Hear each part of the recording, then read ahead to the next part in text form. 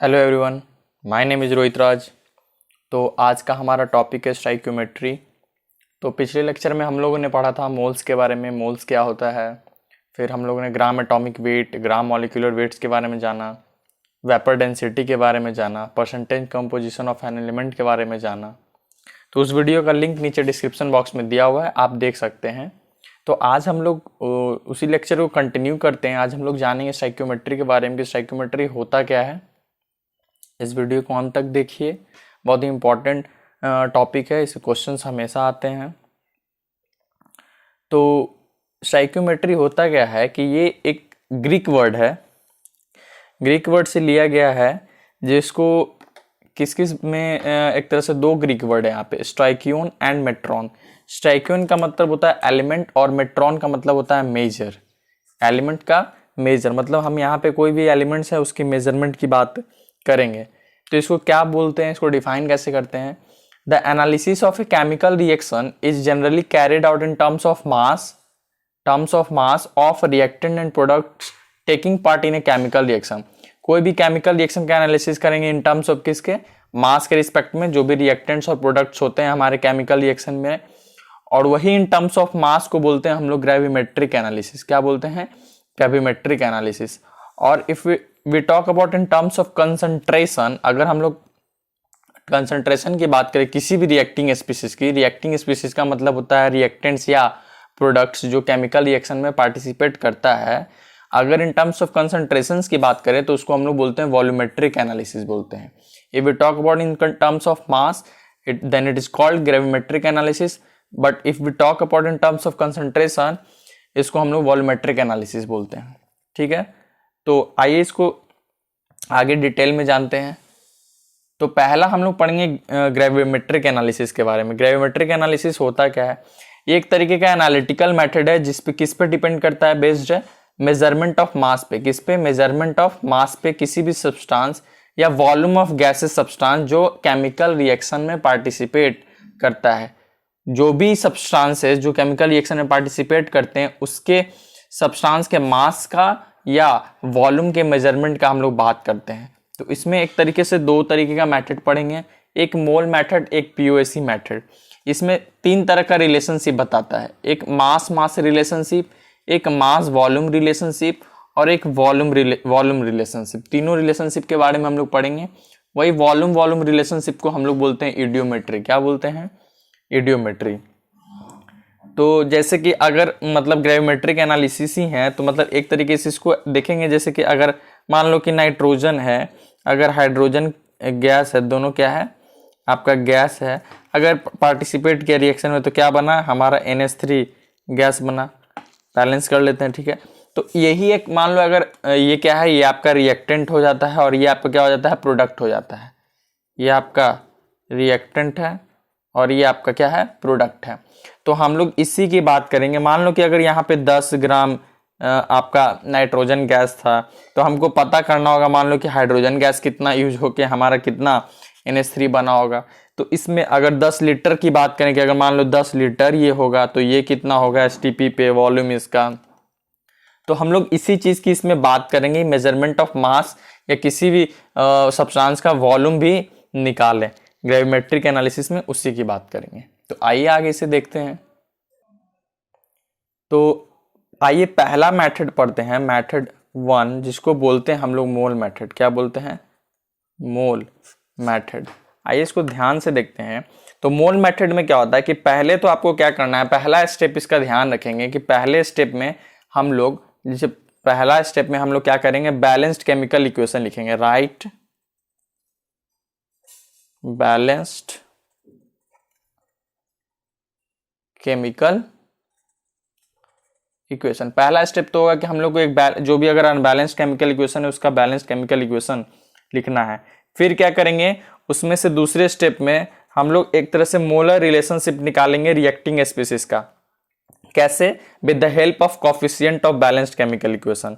जैसे कि दूसरा क्या करेंगे कि डिराइव करेंगे, डिराइव मोलर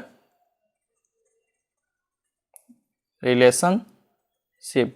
दूसरा काम क्या करेंगे, रिलेशनशिप निकालेंगे किसी भी रिएक्टेंट और प्रोडक्ट का, किसके हेल्प से, उसके कॉफिशिएंट के के जो हमारा रिएक्टेंट और प्रोडक्ट रहेगा उसका जो कॉफिशिएंट होगा उसके हेल्प से हम लोग निकालेंगे मोलर रिलेशनशिप।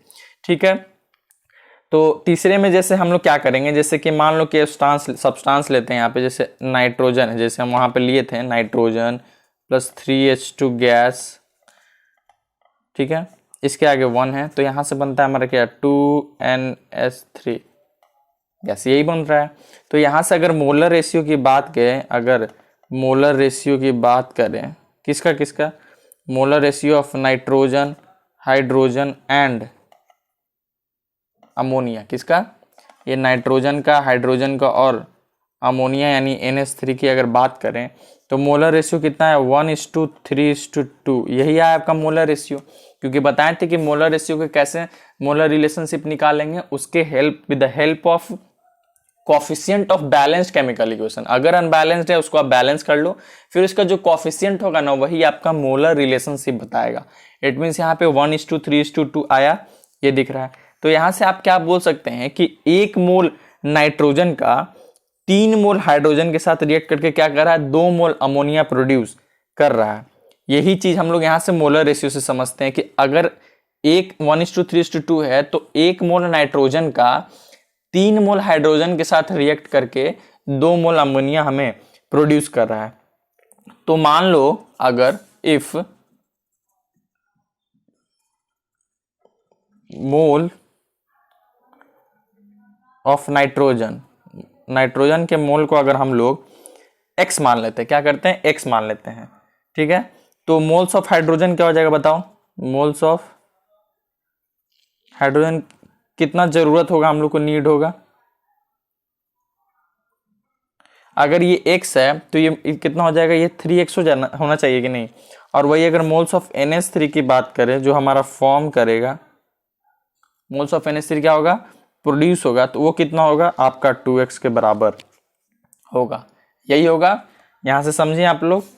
अगर और किसी की बात करते हैं, मान लीजिए एक और एग्जांपल लेते हैं।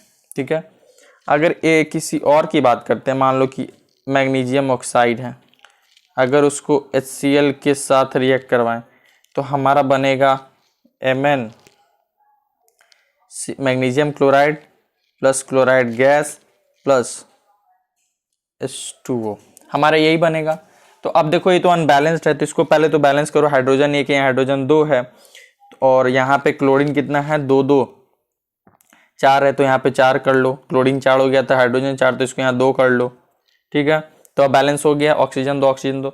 अब देखो ये बैलेंस हो गया, तो अब इसको यहाँ मोलर रेशियो कैसे लिखेंगे, मोलर रेशियो अगर लिखना रहे तो मोलर रेशियो सभी का, किसका किसका, अगर बात करें तो MnO2 का, HCl का मोलर रेशियो, MnCl2 का, Cl2 का और H2O का, ये सारे का मोलर रेशियो कितना हो जाएगा आपका, देखो 1:4:1:1:2, यही इसका मोलर रेशियो होगा। क्यों, देखो 1 मोल मैग्नीशियम ऑक्साइड, 4 मोल हाइड्रोक्लोरिक एसिड मैग्नीशियम क्लोराइड, फिर यहाँ पे 1 मोल, फिर 1 मोल क्लोरीन गैस, फिर क्या 2 मोल वाटर। तो यहाँ पे कैसे हम लोग समझेंगे इस बात को कि 1 मोल MnO2 4 मोल HCl के साथ रिएक्ट करके हमें 1 मोल MnCl2, 1 मोल Cl2 और 2 मोल वाटर H2O प्रोड्यूस कर रहा है। समझ में आया। तो अगर वही अगर मोल की बात करें, ये तो मोलर रेशियो था, तो अगर बोले कि मोल नहीं पता हो गया भाई मोल क्या होगा, तो अगर इफ मोल ऑफ, अगर हम लोग MnO2 को मान लो कि Y मान लेते हैं, MnO2 का मोल हम लोग Y मान लेते हैं, तो मोल ऑफ HCl क्या होगा, HCl कितना मोल HCl का जरूरत होगा आपको 4Y का होगा, क्योंकि देखो 4 गुना है। ठीक है, तो वहाँ पे MnCl आपका जो होगा MnCl2 जो प्रोड्यूस होगा कितना होगा, 1 ही मोल हो रहा है, इट मीन्स Y होगा। अगर वही बोले Cl2 कितना प्रोड्यूस होगा तो वो कितना होगा, ये भी Y ही होगा। अगर बोले आपका H2O कितना प्रोड्यूस होगा तो ये 2 था, तो ये हो जाएगा 2Y। तो मोलर रेशियो समझ गए कैसे हम लोग को निकाल के उसके बाद मोल से निकालना है। तो आइए इसके बाद हम लोग आगे थोड़ा और अच्छे से डिटेल में आपको बताते हैं। अब यहाँ से नोट डाउन करेंगे, क्या नोट डाउन करेंगे कि आपको पीछे हम पढ़ाए थे, जिसको याद करवाते हैं कि मोल पता चल जाए तो मोल का फॉर्मूला क्या होता है किसी भी एलिमेंट के लिए, क्या होता है उसका वेट बाय एटॉमिक वेट होता है, यही होता है। दूसरा क्या होता है आपका, अगर मोल अगर कंपाउंड की बात करें तो हो जाएगा आपका वेट अपॉन मॉलिक्यूलर वेट, होगा कि नहीं, ये बहुत सारे एलिमेंट से मिलकर बनता है। अगर किसी गैस की बात करें, फोर गैस की बात करें तो पीवी इक्वल टू एनआरटी होता है, तो एन मोल होता है। तो अगर यहां से मोल की बात करेंगे तो पीवी बाई क्या आएगा, आरटी आएगा। पीवी बाई एनआरटी एन ही मोल को डिफाइन करता था। और अगर एट एसटीपी पे बात कर लें, अगर एट किस पे, एसटीपी पे, स्टैंडर्ड टेम्परेचर प्रेशर पे, आपको वो भी बताए थे, तो मोल क्या हो जाएगा, बताए थे आपको, जो उसका गिवन वॉल्यूम है अपॉन मोलर वॉल्यूम, क्या हो जाएगा, मोलर वॉल्यूम, जो कितने के बराबर होता है, 22.4 लीटर के बराबर होता है। तो ये सब तो आपको पहले से पता था। सॉलिड लिक्विड के लिए आपको पता ही है मास क्या होता है, मास अपॉन मोलर मास, ये सब। फिर अगर जो एक बहुत ही इंपॉर्टेंट पार्ट है कि मान लो जो impurity does not take part in chemical reaction, सिर्फ क्या होता है प्योर पार्ट केमिकल रिएक्शन में पार्टिसिपेट करता है, इम्प्योरिटीज कभी नहीं करता है। तो अगर कभी बोले कि आप परसेंटेज प्योरिटी निकाल के दिखाओ, क्या परसेंटेज प्योरिटी, तो सीधा क्या करना कि जो वेट ऑफ प्योर कंपाउंड है, वेट ऑफ प्योर कंपाउंड को टोटल ऑफ इम्प्योर सैंपल से डिवाइड देके इंटू 100, यही आपका परसेंटेज प्योरिटी निकल जाएगा। तो यहाँ से समझे कि कैसे कैसे किस वैल्यू को कैसे फाइंड आउट करना है। मोल वहाँ से पता चल जाता तो आप वैल्यू में निकाल लेते हैं। तो आइए इससे रिलेटेड एक क्वेश्चन करते हैं जो बहुत ही इंटरेस्टिंग है, कॉन्सेप्ट आपका बिल्कुल क्लियर हो जाएगा। तो ये क्वेश्चन है कि how much zinc should be added to 1.70 gram AgNO3 solution to displace all Ag in solution. मतलब कह रहा है सॉल्यूशन AgNO3 का, उस 1.70 ग्राम का, उसमें हम कितना जिंक को ऐड करें कि हमको वहां पे क्या करे, Ag जो भी सॉल्यूशन में उसको डिस्प्लेस कर दे, निकाल दे। तो इसको मान लो अगर इसका इक्वेशन लिखना हो तो कैसे लिखेंगे, मान लो जिंक है, जिंक को उसमें ऐड किए AgNO3 में, तो क्या होगा, जिंक नाइट्रेट बनेगा होल ट्वाइस प्लस Ag बाहर निकल गया, ठीक है जिंक। तो यहाँ से एक तरह से डिस्प्लेसमेंट रिएक्शन है, हाईली रिएक्टिव, इसको डिस्प्लेस करके Ag बाहर निकाल दिया। तो पहले क्या है अनबैलेंस्ड इक्वेशन, तो अनबैलेंस को बैलेंस करते हैं। देखो यहाँ पे नाइट्रोजन कितना, 1 है, यहाँ पे 2 है, तो इसको यहाँ, और ऑक्सीजन 6 है, यहाँ 3 है, तो सीधा यहाँ 2 लगा देते हैं। तो सिल्वर भी 2 हो गया, तो इसको भी यहाँ पे 2 कर देते हैं। तो अब ये बैलेंस्ड हो गया। अब अगर ये बैलेंस्ड हो गया तो आपको अभी बताए थे कि मोलर रेशियो, अब मोलर रेशियो अगर तीनों का लिखो, जिंक का, AgNO3 का, ZnO3 कितना कितना है, इसका 1, इसका 2, इसका 1 और इसका 2, यही हमारा क्या होगा, आप मोलर रेशियो होगा। लेकिन हमको एक चीज यहाँ पे दिया हुआ है, क्या दिया हुआ है आपका, इसको थोड़ा 2 पार्ट में हम कर लेते हैं। 2 चीज दिया हुआ है आपको, क्या दिया हुआ है कि वेट ऑफ AgNO3 कितना दिया हुआ, 1.7 ग्राम दिया हुआ कि नहीं दिया हुआ है, वेट ऑफ AgNO3 दिया हुआ है। अगर इसका मॉलिक्यूलर वेट निकालो, मॉलिक्यूलर वेट इसका कितना होगा, सिल्वर का होता है 108 प्लस नाइट्रोजन का होता है 14 और ये 16 तिया 48 ऑक्सीजन का होता है। इसको जब ऐड करोगे तो आपका आ जाएगा कितना, 8 4 12 8 20 का 0 आता है, 1 4 5 6, ये लगभग ये हो जाएगा आपका 170, कितना हो जाएगा 170 हो जाएगा, ठीक है। तो ये मॉलिक्यूलर वेट निकल गया। तो अब यहाँ से आप मोल्स निकाल सकते हो, मोल्स ऑफ AgNO3। फॉर्मूला क्या होता है आपको पता है, वेट अपॉन मॉलिक्यूलर वेट होता है किसी भी कंपाउंड के लिए। वेट आपका 1.7 दिया हुआ है, मॉलिक्यूलर वेट 170 है। इट मीन्स अगर इसको सॉल्व आउट करें तो हमारा मोल कितना आ गया इसके लिए, 1/100, ये हमारा मोल निकल गया AgNO3 के लिए। तो एक चीज हम लोग देख सकते हैं कि यहां हमको पता है कि 2 मोल AgNO3 कितने मोल जिंक के साथ रिएक्ट कर रहा है, 1 के साथ। तो यहां लिखते हैं हम एक चीज कि 2 मोल AgNO3 क्या कर रहा है, कितने मोल के साथ रिएक्ट कर रहा है, 1 मोल जिंक के साथ, Zn के साथ कर रहा है कि नहीं। तो 2 मोल टोटली यहाँ पे, तो हम लोग को तो जरूरत है इतना ही, क्योंकि ये तो एक क्वेश्चन में दिया कि 1.70 ग्राम ही हमारा सॉल्यूशन है, तो हमारा 2 मोल में इतना है, तो 1/100 मोल ऑफ AgNO3 कितना से रिएक्ट करेगा 1/2, यूनिटरी मेथड लगा तो 2 इधर आएगा, into 1/100 mole of zinc.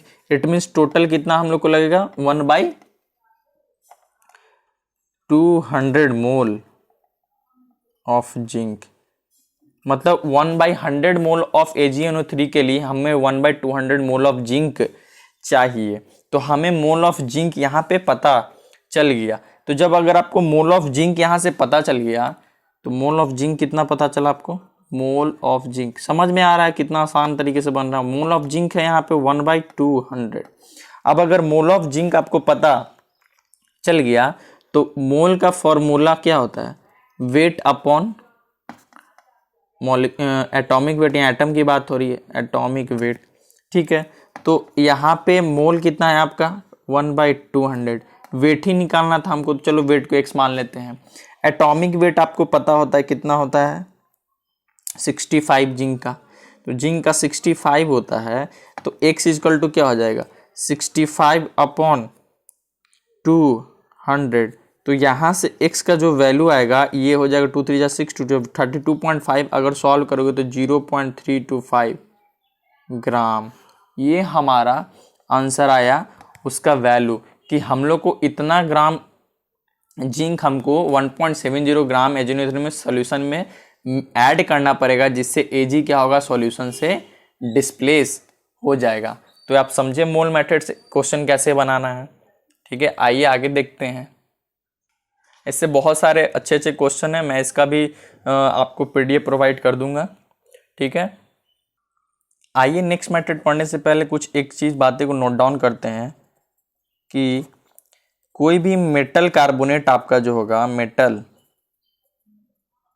Carbonate जो होगा, उसको अगर आप हीट करते हैं तो क्या बनेगा आपका, मेटल ऑक्साइड बनेगा, और प्लस कार्बन डाइऑक्साइड बाहर रिलीज होगा। तो जैसे मान लो कि आपका अगर कैल्शियम कार्बोनेट है, अगर इसको हीट करे तो क्या बनेगा, कैल्शियम ऑक्साइड प्लस CO2। या आपका MgCO3 है मान लो, उसको भी अगर आप हीट कर रहे हैं तो आपका क्या बनेगा, मैग्नीशियम ऑक्साइड प्लस CO2 बनेगा। समझ में आया।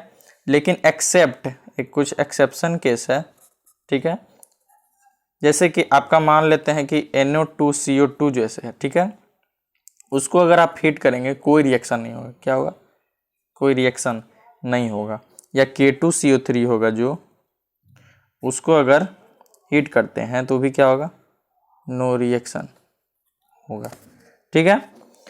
फिर एक और बात है, अगर आप मान लो कि Ag2CO3 को हीट करते हो, ठीक है, तो यहाँ से बनेगा आपका Ag2O plus CO2।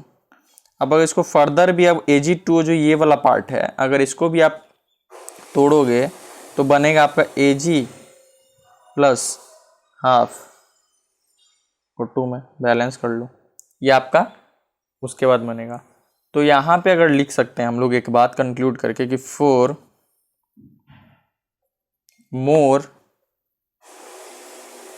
Reactive metal के लिए, जो भी मेटल ऑक्साइड होता है उसको हीट करने पे कोई रिएक्शन नहीं होगा, ठीक है। और फॉर लेस रिएक्टिव मेटल के लिए, कोई भी अगर मेटल ऑक्साइड है अगर उसको हीट कर रहे हैं तो वो क्या होगा, मेटल प्लस ऑक्सीजन में टूट जाएगा। यहाँ से हम लोग को क्या मिल जाएगा, ये पूरा मेटल मिल जाएगा। तो यहाँ से ये चीज़ समझ के इस बातों को नोट डाउन कर लेंगे। तो आइए अब हम लोग क्या करते हैं, नेक्स्ट मेथड पढ़ते हैं।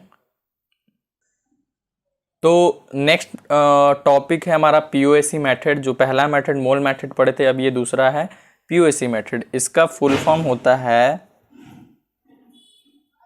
Principle of atom conservation,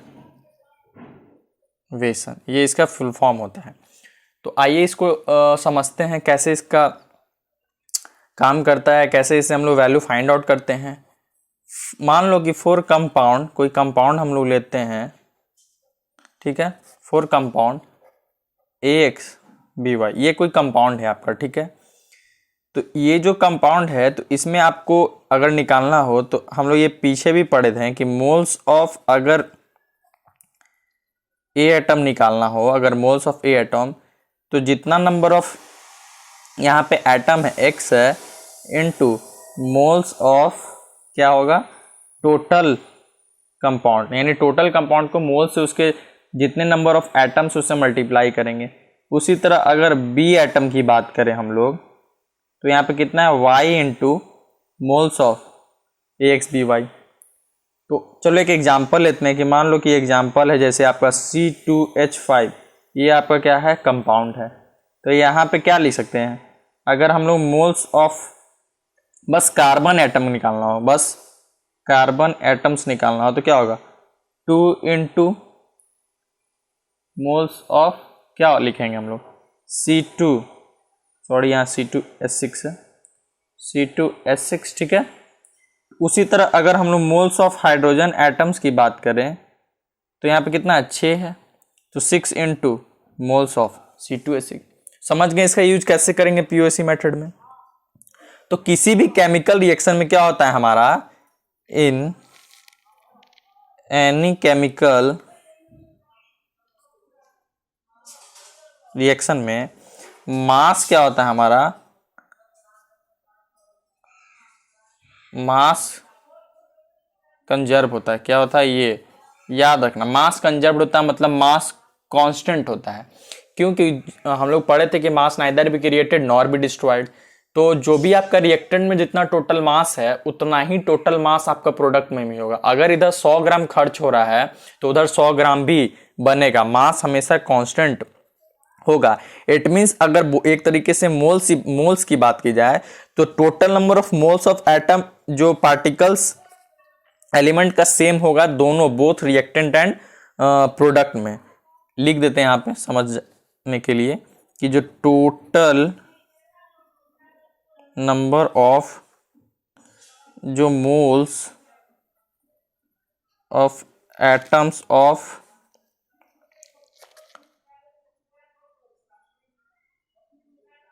particular, किसी भी एटम्स, किसी भी पार्टिकुलर एलिमेंट की अगर बात करें,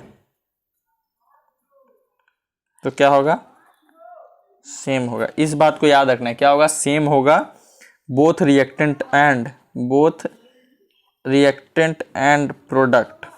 इस चीज को शॉर्ट में लिख दिया मैंने, क्योंकि एटम्स क्या होता है, ना ही क्रिएट होता है, ना ही डिस्ट्रॉय होता है ड्यूरिंग केमिकल रिएक्शन। समझ में आया, उनके क्वांटिटी में कोई चेंज नहीं होता है। तो आगे इसको और देखते हैं, इसका एप्लीकेशन कैसे होता है। एप्लीकेशन देखते हैं। एप्लीकेशन पीओएसी मेथड का होता है कि इस मेथड में आपको जरूरी नहीं है कि आप इक्वेशन को बैलेंस करें। पहला तो यही है कि no need to balance the chemical equation, लिख देते हैं। मोल मेथड में आपको क्या करना होता था, पहले बैलेंस करो तब काम आगे करो। यहाँ पे आपको कोई भी मेथड एक केमिकल इक्वेशन को बैलेंस करना नहीं है। तो मान लो कि अगर एक हम लोग यहाँ पे एक एग्जांपल लेते हैं, डिकम्पोजिशन ऑफ KClO3 का। KClO3 का अगर डिकम्पोजिशन करवाएं, हीट करें, तो क्या होगा, KCl प्लस O2 में ये ब्रेकडाउन होगा। यानी हम लोग को ये गिवन है, मान लो ये गिवन है, हम लोग को ये निकालना है, बैलेंस करने की कोई ज़रूरत नहीं है। तो यहाँ पे हम लोग ऑक्सीजन का निकालना है, तो यहाँ पे हम लोग क्या करेंगे, अप्लाई करेंगे कौन सा मेथड, पीओएसी मेथड। किसके लिए, ऑक्सीजन एटम्स के लिए, क्योंकि हम लोग को ऑक्सीजन के बारे में निकालना है। ऑक्सीजन एटम्स के लिए। ठीक है, हमको इसके बारे में दिया रहेगा, निकालना है इसके बारे में। तो क्या करेंगे कि जो ये हमको पता है कि जो मोल्स ऑफ ऑक्सीजन जो रिएक्टेंट में है, कहाँ, रिएक्टेंट, वही क्या होगा, moles of oxygen atom in product बराबर होगा। क्यों, अभी बताए थे कि दोनों में जो जितना मोल्स इधर होता है रिएक्टेंट में, उतना ही मोल्स उधर भी होता है। तो इसको ऐसे लिख सकते हैं कि moles of oxygen atom in KClO3 into moles of O atom in O2। उधर KClO3 में ऑक्सीजन का मोल और इधर ऑक्सीजन का। तो देखो क्या देखना है कि ऑक्सीजन का कितना है, 3 मोल है। तो इसको ऐसे लिखेंगे हम लोग 3 इंटू, ध्यान से देखना, 3 इंटू, क्योंकि 3 है, मोल्स ऑफ KClO3 में कितना ऑक्सीजन है, 3, तो 3 इंटू मोल्स ऑफ KClO3, और इधर ऑक्सीजन में क्या है, 2 है, तो 2 इंटू मोल्स ऑफ O2। ये चीज आपको समझना था कि अगर KClO3 गिवन है तो हमको ऑक्सीजन का वैल्यू फाइंड आउट करना है। तो हमको पता है कि जो मोल्स इस तरफ होगा रिएक्टेंट में, वो सेम बराबर होगा मोल्स प्रोडक्ट के बराबर होगा। तो यहाँ पे हम लोग देख सकते हैं कि यहाँ पे KClO3 में ऑक्सीजन का कितना मोल है, 3, तो लिखे 3 इंटू मोल्स ऑफ KClO3, और यहाँ पूरे ऑक्सीजन में कितना है, 2 मोल एटम्स है इसका, तो यहाँ पे लिखे 2 इंटू मोल्स ऑफ O2। तो आइए आगे देखते हैं। तो मान लो कि इफ मोल्स ऑफ जो आपका KClO3 था जो गिवन था, उसका x मोल दिया हुआ होगा, तो वहां से हम लोग क्या कंक्लूड कर सकते हैं कि 3 into moles of KClO3 x करते हैं into 2 into moles of O2 आपको नहीं पता है, नहीं पता है ना। तो वही हमको अगर मोल्स ऑफ O2 निकालना होता तो कितना आसान हो गया, यहाँ से मोल्स ऑफ O2 निकालना होता तो 3x/2 यही हो जाता आपका, क्योंकि अगर x का वैल्यू दिया रहता था मोल्स ऑफ O2 निकाल लेते कि नहीं, कितना आसान है। और वही अगर आपको वेट ऑफ O2 बोलता निकालने, वेट ऑफ O2, तो moles of O2 into molecular weight of O2, क्योंकि मोल्स का फॉर्मूला भी आपको पता है, तो यहाँ से उसका वेट भी निकाल लेते हैं। तो ये ऑक्सीजन की बात रही। अगर वही सेम अगर पोटासियम की बात करें, if we talk about potassium atom, तो अगर अप्लाई करें हम लोग, आपको अच्छे से और समझाते हैं कि अगर apply POAC for K atoms, वहाँ पे हम लोग ऑक्सीजन एटम्स की बात किए थे, तो ऑक्सीजन एटम्स की बात किए थे, तो चलो रिएक्शन फिर से लिखते हैं कि KClO3 को हीट किए तो हमारा KCl प्लस ऑक्सीजन था। तो उस समय ऑक्सीजन की बात की, अब हम लोग बात करेंगे KClO3 की। तो इस केस में भी क्या होगा, जो मोल्स आपका K एटम्स इन रिएक्टेंट में होगा तो same moles of K atoms in products के बराबर होगा, क्योंकि हम लोग POAC मेथड में यही पढ़े हैं कि जो मोल्स हमेशा क्या है आपका, जो रिएक्टेंट में होता है वही प्रोडक्ट में होता है, क्योंकि वो कभी खर्च नहीं होता है, जितना रिएक्टेंट में उतना ही प्रोड्यूस होगा आपके प्रोडक्ट में। तो जितना मोल K का इधर होगा उतना ही K का मोल इधर होगा। तो अगर हम लोग इसको लिखें कि मोल्स ऑफ K, नहीं पता है हमको कि K एटम्स इन KClO3, ठीक है, वो किसके बराबर होगा, moles of K atoms in किसमें, KCl में। जितना K इधर होगा उतना ही K के इधर के बराबर होगा। तो इधर K का कितना है, 1 ही है, तो 1 इंटू मोल्स ऑफ KClO3, और इधर भी कितना है, 1 ही है, मोल्स ऑफ KCl। मतलब जितना पोटास K का वैल्यू इधर था उतना ही सेम K का वैल्यू भी उधर ही है। तो यहाँ से ये आप ऐसे फाइंड आउट कर लोगे। चलो एक और एग्जांपल देते हैं, मान लो कि एक और एग्जांपल देते हैं। और अच्छे से क्लियर होगा। H2O2 हाइड्रोजन पेरोक्साइड को H2O2 इसको क्या बोलते हैं, हम लोग बोलते हैं हाइड्रोजन पेरोक्साइड। ठीक है, अगर इसको हम लोग डिकम्पोज करें, डिकम्पोजिशन रिएक्शन हो, तो ये ब्रेकडाउन होता है हमारा H2O प्लस O2 में। तो अगर यहाँ अगर हाइड्रोजन एटम पे POAC लगाएं, मान लो apply POAC for H atoms. ठीक है, अगर H एटम्स पे POAC लगा तो हमको पता है कि मोल्स दोनों तरफ बराबर होगा। इट मीन्स अगर लिखे कि मोल्स ऑफ H एटम्स किस में, H एटम्स अगर इसमें बात करें, H एटम्स इन H2O2 वो किसके बराबर होगा, मोल्स ऑफ H, हाँ सॉरी, तो moles of hydrogen atom H2O2 में इज इक्वल टू कितना होगा, मोल्स ऑफ हाइड्रोजन एटम किस में, हमारा H2O में बात होगा। तो यहाँ हम लोग देख सकते हैं कि मोल्स ऑफ हाइड्रोजन एटम यहाँ पे इसको लिख सकते हैं ऐसे कि कितना है यहाँ पे number of atom 2 into moles of H2O2, क्योंकि यहाँ moles of hydrogen atom H2O2 में कितना है, यहाँ पे 2 ही मोल हाइड्रोजन का है, इंटू यहाँ पे हाइड्रोजन भी कितना है, 2 है मोल्स ऑफ H2O। तो यहाँ से तो 2 2 कैंसिल हो जाएगा। इट मीन्स जो मोल्स ऑफ हमारा H2O2 होगा वही से, सॉरी, जो हमारा मोल्स ऑफ H2O2 होगा वही हमारा same as moles of H2O होगा।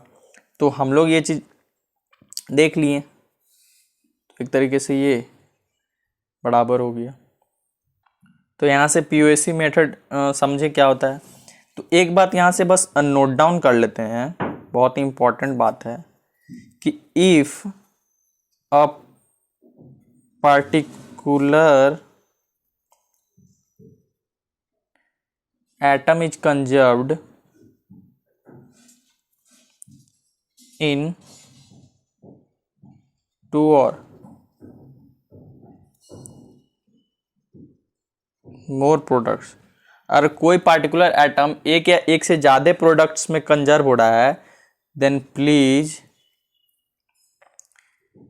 Don't use this method, POAC method का यूज ना करें, POAC मेथड का यूज नहीं करें। ठीक है, तो इस बातों को ध्यान रखना है। तो आइए इससे रिलेटेड क्वेश्चन कर लेते हैं जिससे आपका ये क्लियर हो जाएगा मेथड। तो ये आपका रहा क्वेश्चन, बहुत ही अच्छा सवाल है। On heating 4.90 gram of KClO3 so a weight loss, क्या हो रहा है, वेट लॉस ऑफ कितने ग्राम का, इतना। जब हीट कर रहे हैं तो KClO3 में क्या हो रहा है, इतने ग्राम का वेट लॉस हो रहा है। तो what percent of original KClO3 has been decompose, हमको परसेंटेज निकालना है कि कितना में ओरिजिनल जो उसका कंपोजिशन था वो डिकम्पोज हुआ।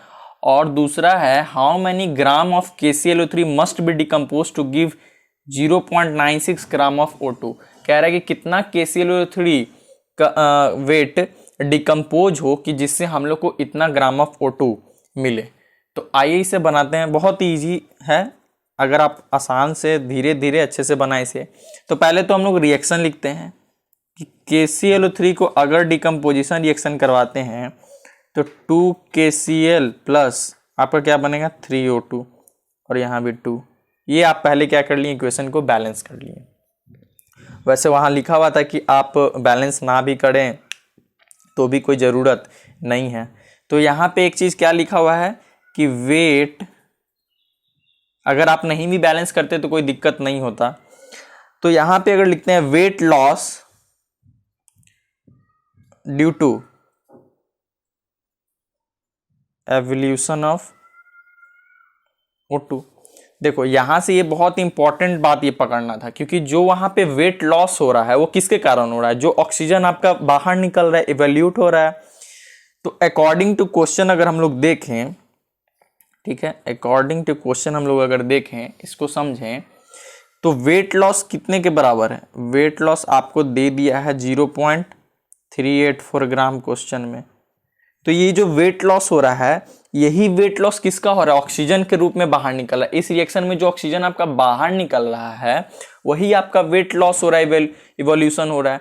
तो ये जो वेट लॉस है वही किसका वेट हो जाएगा? आपका वेट ऑफ ऑक्सीजन गैस का। तो वेट ऑफ ऑक्सीजन गैस कितना हो गया आपका? 0.384 ग्राम, यानी ऑक्सीजन का वेट इतना हो गया। तो यहाँ से आप क्या करो कि मोल्स निकाल लो। मोल्स ऑफ O2 क्या होता है? Weight upon molecular weight. तो वेट आपका 0.384 है और एटॉमिक वेट आ जाएगा आपका, मॉलिक्यूलर वेट आ जाएगा इतना। इसको ऐसे रहने देते। अब क्या करते हैं, यहाँ पे KClO3, KCl और O2 की बात हो रही है, तो हम लोग को यहाँ से अब क्या करते हैं, हम लोग को KClO3 पता नहीं है कि कितना ग्राम है, तो पहले से यहाँ पे हम लोग उसका टोटल वेट निकालते हैं कि कितना है वो। तो चलो, तो क्या करते हैं, कौन सा मेथड यूज करें हम लोग? Apply POAC for oxygen atoms. देखो, ऑक्सीजन एटम के लिए POAC इसलिए लगा रहे हैं क्योंकि हम लोग को ऑक्सीजन का यहाँ इन्फॉर्मेशन पता है। तो यहाँ से अगर ऑक्सीजन एटम्स के लिए लगाएं तो देखो यहाँ पे इसमें हम लोग ऐसे लिख सकते हैं कि 3 इंटू मोल्स ऑफ KClO3, ऐसे ही लिखते थे हम लोग। कितना एटम यहाँ पे? 3 है, तो मोल्स ऑफ KClO3। इधर कितना ऑक्सीजन है? 2, तो 2 इंटू मोल्स ऑफ ऑक्सीजन, यही था। तो 3 इंटू हमको मोल्स क्या होता है? Weight by molecular weight.